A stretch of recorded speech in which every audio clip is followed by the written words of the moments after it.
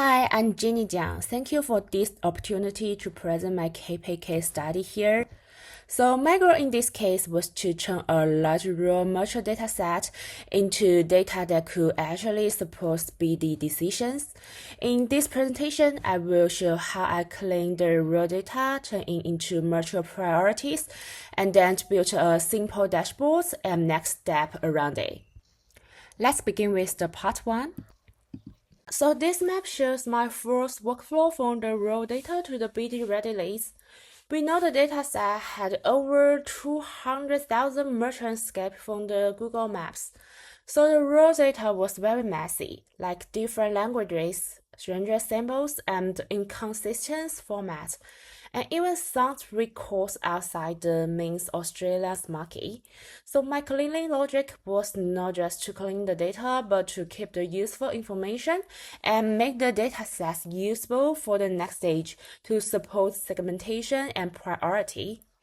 At each step, I had to decide what to fix, what to recover, and what to remove. We can see from the first standardization through to the final sector cleaning, it's about 96.5% of raw data was still usable for the tiering, and about 26% became the BD ready target size. I grouped the main quality issue into 4 types. The first 2 were more basic like mass text and duplicate record. So I handled those through the standardization and course fields validation for duplication. The more harder part was the large missing value. I didn't use one rule for every missing value. I removed records missing core identifier like business name, and recover the usable value where possible, such as viewing missing state from the address and keep the unresolved case separate. The hardest part was sector. It was not just a cleaning problem, but a hierarchy structure problem. In many records, level 1 to 3 didn't align properly, and sometimes only one level were usable. So I start from the most detailed level 3 value, use them to sort out the level 2, and then link the final structure back to the level 1 framework based on the industry of KPay official website.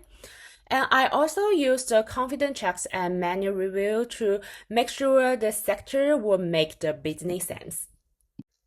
After data cleaning for external data enrichment, I focus on 3 public signals that are low cost to obtain, but still useful for KPay.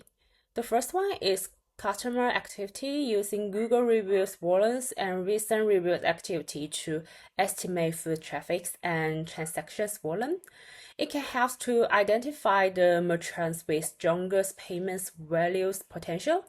And the second one is operating intensities based on the trending hours like weekend openings, later closing, and long daily hours. It can help to show which merchants may have a more payment chance and customer stable demand. And the last one is digital readiness, signals like the website's present, booking links, and the delivery options. I see this more as a context signal because it can show how easy the merchants may be to onboard, but also whether they may already relate less on the in-stores payment. So let's move to the next highlight part, shows conversing strategy. Before getting into the strategy itself, I first want to anchor it in the KPay business context. Because for me, any strategy recommendation should start with a clear business goal and the purpose of the analyst. So in this case, I first want to understand what KPay is trying to do in Australia. My understanding is that KPay fit best in offline, face-to-face payment setting, especially for the merchants who use the FX post and post in daily business. That makes retail, hospitality, and service business more relevant here because the payment happen more often in their daily work. So the analyst goal of this strategy was to turn the cleaned data into clear sales priority to help the BD teams focus first on the best fit and most reachable groups. This logic picture shows the bridge between the data works and the tiering strategy.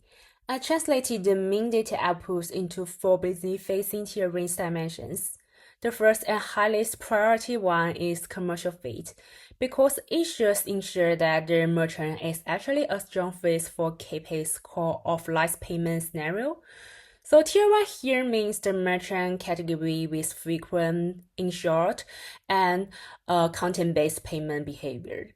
The second one is contactability. Here, tier 1 is a valid Australian phone number because that gives the BD teams the clearest and fastest way to make contact. The third one is geography's market focus.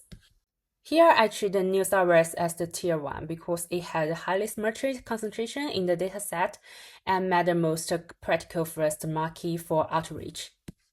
The last one is the trend potential. If the same merchant appear across multiple locations, I treat that as a stronger upside signal because one lead may create value across more than one seed. This slide shows how the tiering logic turns into real BD strategy. The key idea is that KPay should not approach all merchants in the same way.